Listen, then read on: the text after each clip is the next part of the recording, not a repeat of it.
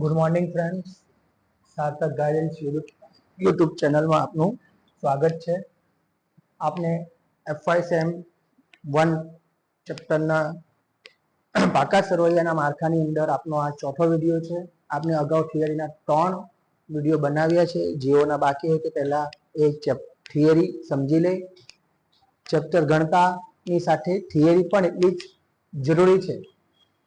માટે દરેક theory clear કર્યા પછી જ ચેપ્ટરના દાખલા શરૂ કરીશું. તો આપણે લાસ્ટ વિડીયોની અંદર મિલકતો બાજુ જોઈ ગયા. હવે ઇક્વિટી અને જવાબદારી બાજુ શું વિગતો આવે એની ચર્ચા કરીશું. તો પહેલું આવે માલિકીની મૂડી. ઇક્વિટી અને જવાબદારી બાજુ પહેલું હેડ આવશે માલિકીની મૂડી. તો માલિકીની મૂડીની અંદર ધંધાના માલિકો દ્વારા જે મૂડી પૂરી પાડવામાં આવે છે તેને માલિકીની મૂડી કહેવાય. માલિકીની મૂડી ધંધાના માલિકો, જેને કારણ કે વેપારી પેઢી હોય તો એ માલિક લાવે, ભાગીદારી પેઢી હોય તો ભાગીદારો લાવે. એના કંપનીની અંદર શેર હોલ્ડરો જે નજીવી રકમ એમની રોકે છે એ એમની શું થઈ ગઈ? મૂડી. તો અહીંયા લખાયેલું છે ધંધાના માલિકો દ્વારા જે મૂડી પૂરી પાડવામાં આવે છે તેને માલિકીની મૂડી કહે છે. એકાંકી પેઢી એટલે કે વૈયક્તિક માલિકીમાં તેના માલિક દ્વારા, ભાગીદારી પેઢીમાં તેના ભાગીદારો દ્વારા અને કંપનીમાં શેર હોલ્ડર દ્વારા રોકવામાં આવતી મૂડીને માલિકીની મૂડી કહે છે. આ જે કંપની હોય એ કંપની ઇક્વિટી શેર અને પ્રેફરન્સ શેર બહાર પાડીને મૂડી મેળવે છે. ઇક્વિટી શેર અને પ્રેફરન્સ શેર બહાર પાડીને ભંડોળ પ્રાપ્ત કરે તો એની મૂડી છે. પણ તમે લોન લઈને ભંડોળ પ્રાપ્ત કરો તો એ તમારી મૂડી નથી, એ તમારું દેવું છે. બરાબર? તો ઇક્વિટી શેર અને પ્રેફરન્સ શેર બહાર પાડીને શું મેળવે છે? મૂડી મેળવે છે, માલિકીની મૂડી. પછી અનામત અને વધારો આવે બીજો હેડ, કે એકાંકી વેપારી પેઢી અથવા ભાગીદારી પેઢીમાં ધંધાનો નફો મૂડીમાં ઉમેરી દેવામાં આવે છે. આપણે શીખી ગયા છે 11મા ધોરણમાં પહેલા મૂડી લખીએ, પછી મૂડીનું વ્યાજ લખીએ, વધારાની મૂડી લાવી હોય તો એ લખીએ, ને પછી જો નફો થાય તો નફો મૂડીમાં પ્લસ કરીએ, પછી ઉપાડ અને ઉપાડનું વ્યાજ એમાંથી શું કરીએ? બાદ કરીએ. એટલે કે એકાંકી અને ભાગીદારીમાં બી તમે આ જ વસ્તુ શીખા છો કે ભાગીદારોના મૂડી ખાતા બનાવીએ, બાકી આગળ લાવ્યા લખીએ, પછી મૂડીનું વ્યાજ લખીએ, પછી જે નફો, મહેનતાણું, પગાર, બોનસ હોય તે લખીએ, ને પછી નફો લખીએ. તો એ જ પ્રમાણે અહીંયા એકાંકી વેપારી પેઢી કે ભાગીદારી પેઢીમાં ધંધાનો નફો મૂડીમાં ઉમેરી દેવામાં આવે. કેટલીક વાર ભાગીદારો અમુક નફો મૂડીમાં નહીં ઉમેરતા તેને અનામત ભંડોળ તરીકે શું રાખે છે? અલગ. બરાબર? એકાંકી પેઢી હોય તો નફા નુકસાન ખાતેથી, ભાગીદારી પેઢી હોય તો આવી અનામતો નફા નુકસાન ફાળવણી ખાતેથી આપણે જોગવાઈ કરી. નફા નુકસાન ખાતેથી, નફા નુકસાન ફાળવણી ખાતેથી જોગવાઈ કરતા. જ્યારે કંપની નફો હંમેશા શેર મૂડીથી અલગ પાકા સરવૈયામાં બતાવવામાં આવે છે. મૂડીમાં એડ નથી કરી દેવા. જેના ભાગીદારી પેઢી અને એકાંકી પેઢીમાં જે અલગ કરેલો નફો એ અથવા તો જે નફો છે એ મૂડીમાં ઉમેરી દેવામાં આવે છે. પરંતુ કંપનીમાં હંમેશા જે કંઈ પણ જ્યારે પણ કંપની નફામાં હશે, જે કંઈ પણ નફો હશે હંમેશા શેર મૂડીથી અલગ પાકા સરવૈયામાં બતાવવામાં આવે છે. ને કંપનીના નફામાંથી અનામતો ઊભી કરીને અનામત અને વધારાના મથાળા હેઠળ નફો ક્યાં બતાવવામાં આવે? કંપનીના પાકા સરવૈયામાં અનામત અને વધારાના નફા હેઠળ અલગ દર્શાવવામાં આવે છે. તેને રાખી મૂકેલ કમાણી પણ કહે છે. દાખલા તરીકે સામાન્ય અનામત, મૂડી અનામત, રોકાણ વધઘટ અનામત, ડિવિડન્ડ સમતોલા ફંડ અથવા તો ડિવિડન્ડ સમતોલા અનામત વગેરે. આ તમારો નહીં વેચાયેલો નફો અથવા તો તમે નફામાંથી જે અલગ નફાને જે અલગ દર્શાવવાનો છે એની વિગતો આ બધા હેડ નીચે, સામાન્ય અનામતના હેડ નીચે આ બધા વિગતો દર્શાવવામાં આવે છે. પછી આવે છે લાંબા ગાળાની જવાબદારી, જેને બીજા શબ્દોમાં કહીએ તો બિનચાલુ જવાબદારી. જે જવાબદારી 1 વર્ષથી વધુ મુદ્દત બાદ ચૂકવવા પાત્ર હોય તેને બિનચાલુ જવાબદારી કહેવાય. આપણે શીખી ગયા છે બિનચાલુ, લાંબા ગાળાની જવાબદારી કે લાંબો ગાળો એટલે 12 માસથી વધુ સમયનો, એટલે જે જવાબદારી 1 વર્ષ કરતા વધુ મુદ્દત બાદ ચૂકવવા પાત્ર થાય એને બિનચાલુ જવાબદારી કહેવાય છે. આવી લાંબા ગાળાની જવાબદારીઓ તારણવાળી કે તારણ વગરની હોય છે. જે જવાબદારીઓ સામે અમુક મિલકતો તારણ પર મૂકી હોય તેને તારણવાળી લોન કહેવાય. જેના કે તમે બેંકમાંથી લોન લો તો બેંકમાંથી લોન તમને બેંક કઈ એમ જ નથી આપી દેતી. ઘણી વખત બેંક તમારી પાસે કોઈ એવી વસ્તુ તારણ પર લે કે જેના મૂલ્યમાંથી તેઓ એમની જો તમે લોન ભરવામાં નિષ્ફળ જાઓ તો એ મિલકત વેચીને તેઓ પોતાના લોનના નાણાં મેળવી શકે. કોઈની જમીન, કોઈ મકાન એવું તારણ પર લે. એટલે આવી જ્યારે લોન લેવામાં આવે એને કહેવાય તારણવાળી લોન. અને જેની સામે કોઈ મિલકતો તારણ પર મૂકી ના હોય તો તેને તારણ વગરની લોન કહેવાય. એટલે કે આપણે સગા સંબંધી પાસેથી આપણે જ્યારે લોન લઈએ ને તો આપણે વ્યવહારમાં સગા સંબંધીઓ શરમને મારે કંઈક આપી દેતા હોય છે પૈસા, પણ કઈ તારણ પર લેતા નથી. તો એ કહેવાય સગા સંબંધીઓ પાસેથી જે લોન લઈએ છે એને આપણે શું કહીશું? તારણ વગરની લોન. એટલે જે લોન પર આપણે કોઈ તારણ નથી આપતા, બરાબર, કોઈ આધાર વગર, બરાબર, કોઈનું કે કોઈ મિલકતો તારણ પર નથી મૂકતા અને લોન લઈએ તેને તારણ વગરની લોન કહેવાય. બરાબર. આ લોનોમાં જો બેંક ડિબેન્ચર્સ, બેંકમાંથી લીધેલી લોન, જાહેર થાપણો એ બધી શેમાં આવે?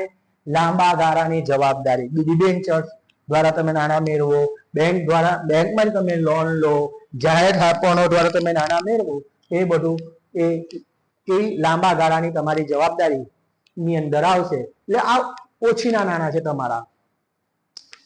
ચાલુ જવાબદારી, ભાઈ આ બધા હેડ એક માર્ક્સ, બે માર્ક્સ ની અંદર આ કદાચ ટૂંકા ક્વેશ્ચનમાં આવી જાય એટલે આ સમજાવ્યું છે. ને સમજેલા હોય તો શું વાંધો છે? જે જવાબદારી 1 વર્ષથી ઓછી મુદ્દતમાં ચૂકવવા પાત્ર હોય તેને ચાલુ જવાબદારી તરીકે ઓળખવામાં આવે છે. જે જવાબદારી 1 વર્ષથી ઓછી મુદ્દતમાં ચૂકવવા પાત્ર હોય તેને ચાલુ જવાબદારી તરીકે ઓળખવામાં આવે છે. દાખલા તરીકે લેણદારો, દેવી હુંડી, ચૂકવવાના બાકી ખર્ચા વગેરે.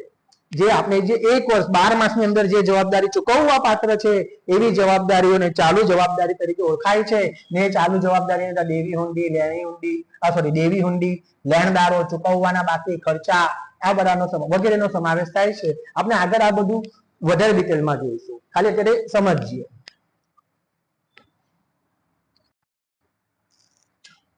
પાકા સરવૈયા પરથી કેટલીક ગણતરીઓ પૂછાય તો આપણે આ ગણતરીઓ કરવી પડે.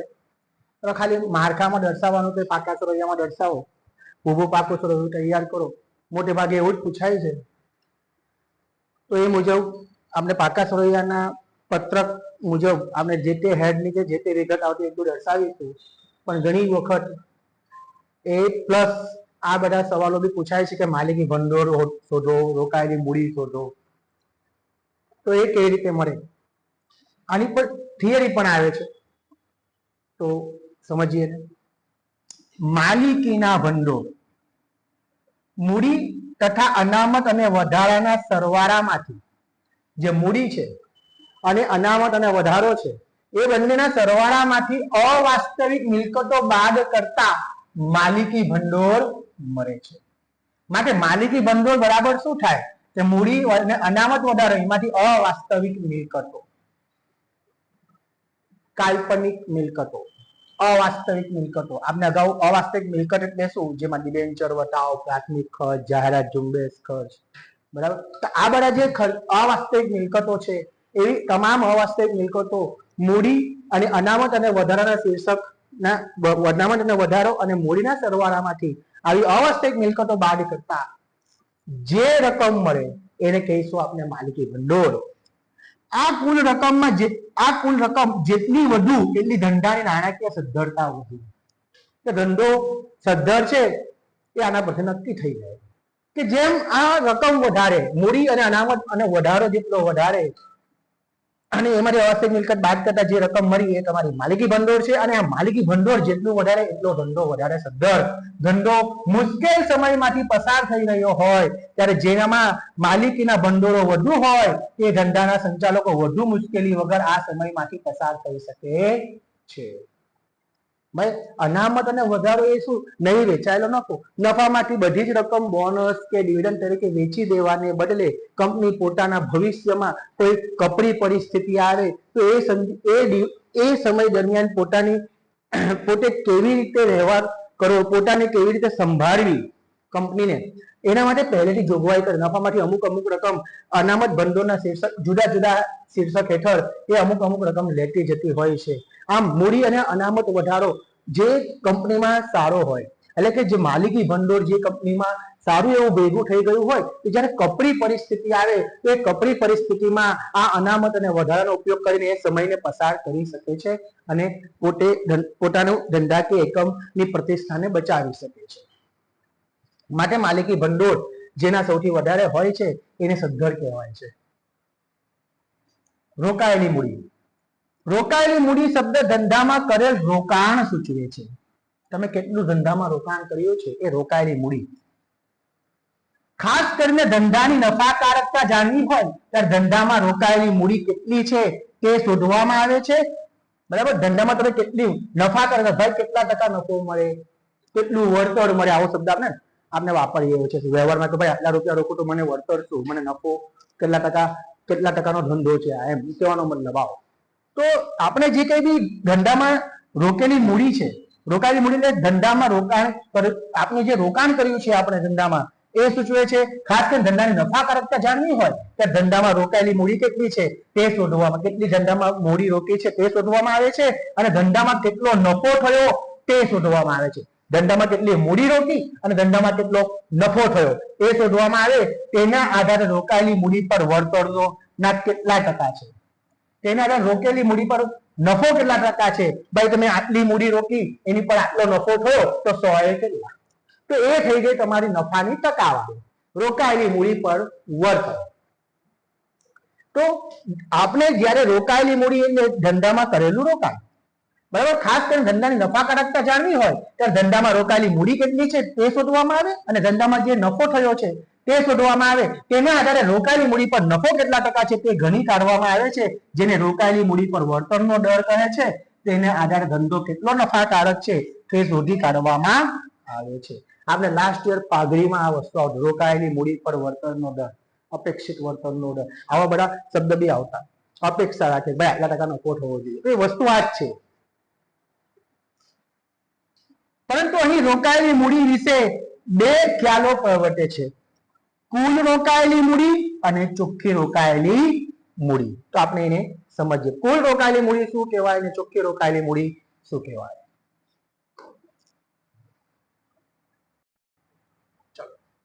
કુલ રોકાયેલી મૂડીમાં કાયમી મિલકતો અને ચાલુ મિલકતો બંનેનો સમાવેશ થાય. જે કાયમી મિલકતો છે અને ચાલુ મિલકતો છે એ બંનેના સરવાળાને કુલ રોકાયેલી મૂડી કહેવાય છે. આમ બંને પ્રકારની મિલકતોનો સરવાળો કરવાથી કુલ રોકાયેલી મૂડી મળે છે. એટલે કુલ રોકાયેલી મૂડીમાં ચાલુ મિલકતો અને કાયમી મિલકતો એ બંનેનો માત્ર સરવાળો. કાયમી મિલકતો અને ચાલુ મિલકતોનો સરવાળાને કુલ રોકાયેલી મૂડી કહેવાય. પરંતુ ચોખ્ખી રોકાયેલી મૂડી એટલે કાયમી મિલકતો અને ચાલુ મિલકતોમાંથી ચાલુ દેવા શું કરી દેવામાં આવે? બાદ.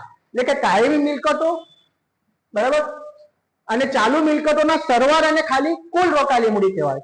પણ એ કુલ રોકાયેલી મૂડી એટલે મીન્સ કે કાયમી મિલકતો અને ચાલુ મિલકતોના સરવાળામાંથી શું બાદ કરી દેવામાં આવે? ચાલુ દેવા. એટલે કે કુલ રોકાયેલી મૂડીમાંથી જો ચાલુ દેવા બાદ કરી નાખો એટલે કે કાયમી મિલકતો અને ચાલુ મિલકતોના સરવાળામાંથી ચાલુ દેવા બાદ કરવાથી ચોખ્ખી રોકાયેલી મૂડી મળે. એટલે કહેવાનો મતલબ એવો થયો કે કુલ રોકાયેલી મૂડી માંથી શું બાદ કરાવું? ચાલુ દેવા. કુલ રોકાયેલી મૂડીમાંથી ચાલુ દેવાને આપણે શું કરી નાખીએ? બાદ. એટલે કુલ રોકાયેલી મૂડી એટલે શું? ચાલુ મિલકતો અને કાયમી મિલકતોનો સરવાળો, એને કુલ રોકાયેલી મૂડી કહેવાય. અને એ કુલ રોકાયેલી મૂડીમાંથી તમે ચાલુ દેવા બાદ કરી નાખો તો ચોખ્ખી રોકાયેલી મૂડી મળે. એટલે કુલ રોકાયેલી મૂડીમાં ખાલી કાયમી મિલકત અને ચાલુ મિલકતનો સરવાળો આવે, જ્યારે ચોખ્ખી રોકાયેલી મૂડી એટલે કે કાયમી મૂડી, ચાલુ મિલકતનો સરવાળો માઇનસ ચાલુ દેવા, એટલે કુલ રોકાયેલી મૂડીમાંથી ચાલુ દેવા બાદ કરી નાખો તો તમને ચોખ્ખી રોકાયેલી મૂડી મળી જાય. એમ જ કુલ કાર્યશીલ મૂડી અને ચોખ્ખી કાર્યશીલ મૂડી, આને બી સમજીએ. આ બધા બે ત્રણ માર્ક્સમાં પૂછાય છે થિયરીમાં કે ચાલુ મિલકતોમાંથી ચાલુ દેવા બાદ કરતા, જે ચાલુ મિલકતો છે એ આપણે લાસ્ટ યર બી આ શીખી ગયા ગુણોત્તર વિશ્લેષણ એસવાય માં સોરી 12મા ધોરણમાં બીજા પાઠમાં કે ચાલુ મિલકતોમાંથી ચાલુ દેવા બાદ કરતા કાર્યશીલ મૂડી મળે છે, પરંતુ કેટલાક લેખકો તેને ચોખ્ખી કાર્યશીલ મૂડી પણ કહે છે. ચાલુ મિલકતોમાંથી ચાલુ દેવા બાદ કરો તો તમને જે મૂડી મળે એને કાર્યશીલ મૂડી કહેવાય, પરંતુ કેટલાક લેખકો એને ચોખ્ખી કાર્યશીલ મૂડી પણ કહે છે. તે ઉપરાંત કુલ કાર્યશીલ મૂડીનો ખ્યાલ પણ રજૂ કરે. ચોખ્ખી કાર્યશીલ મૂડી અને કુલ કાર્યશીલ મૂડી આવા બે ખ્યાલ પ્રવર્તમાન છે. ચોખ્ખી એટલે કે ભાઈ કાર્યશીલ મૂડી અહીંયા શબ્દ વાપરો તો ચાલુ મિલકતોમાંથી ચાલુ દેવાને શું કરો બાદ તો જે રકમ મળે એને કાર્યશીલ મૂડી કહેવાય. એને કેટલાક લેખકો શું કહે છે ચોખ્ખી કાર્યશીલ મૂડી પણ કહેવાય, પણ કુલ કાર્યશીલ મૂડીનો પણ ખ્યાલ રજૂ થાય છે. તો એ કુલ કાર્યશીલ મૂડી એટલે શું? તો કુલ ચાલુ મિલકતનો સરવાળો એટલે કુલ કાર્યશીલ મૂડી. ખાલી ચાલુ મિલકતોનો સરવાળો થાય તો એને કુલ કાર્યશીલ મૂડી કહેવાય. બરાબર, માત્ર ચાલુ મિલકતોના સરવાળાને કુલ કાર્યશીલ મૂડી કહેવાય, જેમાં ચાલુ દેવા બાદ થતા નથી. મિલકતો ચાલુ કાયમી મિલકતો અને ચાલુ મિલકતોના સરવાળાને કુલ રોકાયેલી મૂડી કહેવાય. તો ચાલુ મિલકતોના જ સરવાળા માત્ર ચાલુ મિલકતોનો સરવાળો એને શું કહીશું કુલ કાર્યશીલ મૂડી. પરંતુ ચોખ્ખી કાર્યશીલ મૂડી એટલે ચાલુ મિલકતોમાંથી ચાલુ દેવા બાદ કરતા કાર્યશીલ મૂડી કહેવાય. કોહલરના વજન આવ્યા મુજબ કાર્યશીલ મૂડી એટલે ચાલુ મિલકતોનો ચાલુ દેવા પરનો વધારો. એટલે ચાલુ મિલકતો વધારે હશે અને ચાલુ દેવા ઓછા હશે, એટલે ચાલુ મિલકતો અને ચાલુ દેવાનો તફાવત.